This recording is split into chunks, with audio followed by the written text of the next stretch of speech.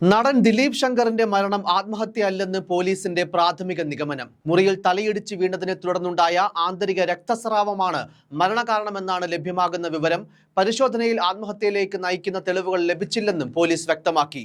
ദിലീപ് മുറിയിൽ തലയിടിച്ച് വീണതായും തുടർന്നുണ്ടായ ആന്തരിക രക്തസ്രാവമാണ് മരണകാരണമെന്നതാണ് ഈ ഘട്ടത്തിൽ സംശയിക്കുന്നത്. ആന്തരിക അവയവങ്ങൾ ശാസ്ത്രീയ പരിശോധനയ്ക്ക് അയച്ചിരിക്കുകയാണ്. ഇതിനിടെ മുറിയിൽ നിന്ന് മദ്യക്കുപ്പികൾ ഉൾപ്പെടെ കണ്ടെത്തിയിട്ടുണ്ട്. കരൾ സംബന്ധമായ രോഗത്തിന് കഴിക്കുന്ന മരുന്നുകളും മുറിയിൽ നിന്ന് കണ്ടെത്തിയിരുന്നു. ഹോട്ടൽ ജീവനക്കാരുടെ അടക്കം മൊഴി പോലീസ് ശേഖരിച്ചിരുന്നു. പോസ്റ്റ്മോർട്ടം റിപ്പോർട്ട് ലഭിച്ചതിന് ശേഷമായിരിക്കും ഈ ഒരു സംഭവത്തിൽ തുടർ നടപടികൾ ഉണ്ടാവുക. ഇന്ന് പുലർച്ചെ മൃതദേഹം തിരുവനന്തപുരത്ത് നിന്നും കൊച്ചി ചിറ്റൂരിലെ വീട്ടിലെത്തിച്ചു. സംസ്കാരം ഉച്ചയ്ക്ക് 12 മണിയോടെ ചേരാനല്ലൂർ പൊതുശ്മശാനത്തിൽ നടക്കും. ഞായറാഴ്ച ഉച്ചയോടെയാണ് സിനിമാ സീരിയൽ താരം എറണാകുളം തെക്കൻ ചിറ്റൂർ മത്തശ്ശേരിൽ തറവാട്ടിൽ ദേവാങ്കണത്തിൽ ദിലീപ് ശങ്കറിനെ തിരുവനന്തപുരം നഗരത്തിലെ ഹോട്ടൽ മുറിയിൽ മരിച്ച നിലയിൽ കണ്ടെത്തിയത്. മരണപ്പെടുമ്പോൾ 50 വയസ്സായിരുന്നു പ്രായം. എന്തായാലും അസ്വാഭാവിക മരണത്തിന്റെ ലക്ഷണങ്ങളൊന്നും മുറിയിൽ നിന്ന് കണ്ടെത്തിയില്ലെന്നും പോസ്റ്റ്മോർട്ടം റിപ്പോർട്ട് വന്ന ശേഷമേ മരണകാരണം അറിയാൻ കഴിയൂവെന്നും കന്റോൺമെന്റ് പോലീസ് നേരത്തെ തന്നെ വ്യക്തമാക്കിയിരുന്നു.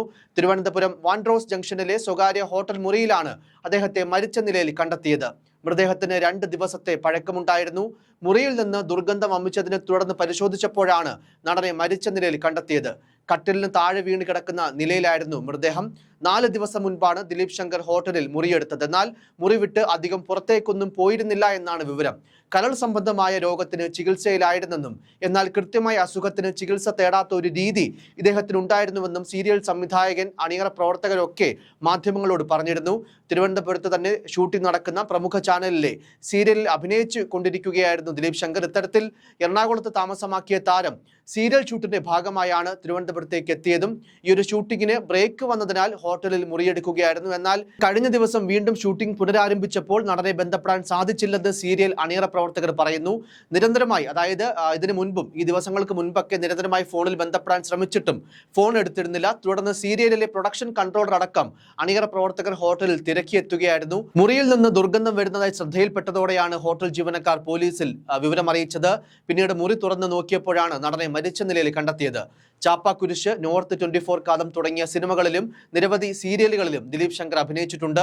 സീരിയൽ ഷൂട്ടിങ്ങിനായി എത്തിയ ദിലീപ് ശങ്കർ 4 ദിവസം മുൻപാണ് ഹോട്ടലിൽ മുറിയെടുത്തത്. ഇടയ്ക്ക് 2 ദിവസം ഷൂട്ടിംഗ് ഇല്ലായിരുന്നു. അതായത് പല സമയങ്ങളിലും ഈ ഒരു നടനെ ഫോണിൽ ബന്ധപ്പെടാൻ ശ്രമിച്ചാലും അസൗകര്യങ്ങളൊക്കെ ഉള്ള സമയത്ത് ഫോൺ എടുക്കാത്ത ഒരു പ്രകൃതമുണ്ടായിരുന്നു. പിന്നീട് തിരിച്ചു വിളിക്കുന്നതായിരുന്നു നടന്റെ ഒരു രീതി.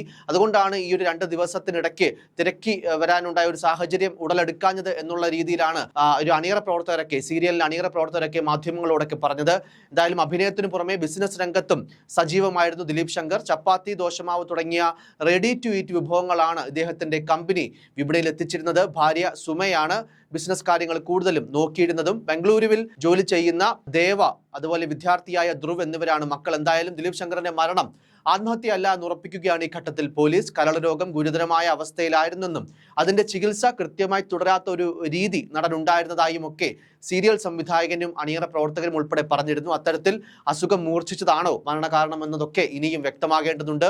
മുറിയിൽ നിന്ന് മദ്യക്കുപ്പികൾ അടക്കം കണ്ടെത്തി എന്ന് പറയുമ്പോൾ കരൾ രോഗം ബാധിച്ച ഒരു വ്യക്തിക്ക് ഇത്തരം ഒരു ശീലം കൂടി തുടരുന്ന ഒരു സാഹചര്യത്തിൽ അസുഖം വർദ്ധിക്കാനുള്ള എല്ലാ ഒരു അവസ്ഥയുമുണ്ട്. കരൾ രോഗത്തിന് കഴിച്ചിരുന്ന മരുന്നുകളും പരിശോധനയിൽ മുറിയിൽ നിന്നും കണ്ടെത്തിയിരുന്നു. തലയിടിച്ച് വീണതിന് തുടർന്നുണ്ടായ ആന്തരിക രക്തസ്രാവമാണ് മരണകാരണമെന്നാണ് ഈ ഘട്ടത്തിൽ പറയാനാവുക. വിശദമായ പോസ്റ്റ്മോർട്ടം റിപ്പോർട്ടിന് ശേഷമാകും, അതായത് ആന്തരിക അവയവങ്ങളിലേക്ക് വിശദമായ പരിശോധനയ്ക്ക് ശേഷമാകും ഈ ഒരു കാര്യങ്ങൾ ഒന്നുകൂടി ഉറപ്പിക്കാനാവുക. അദ്ദേഹത്തിന്റെ ഭൗതികദേഹം നിലവിൽ കൊച്ചി ചിറ്റൂരിലെ വസതിയിലാണുള്ളത്. സംസ്കാരം ഇന്ന് ഉച്ചയ്ക്ക് 12 മണിയോടെ ചേരാനല്ലൂർ പൊതുശ്മശാനത്തിൽ നടക്കും. News desk, focus news TV.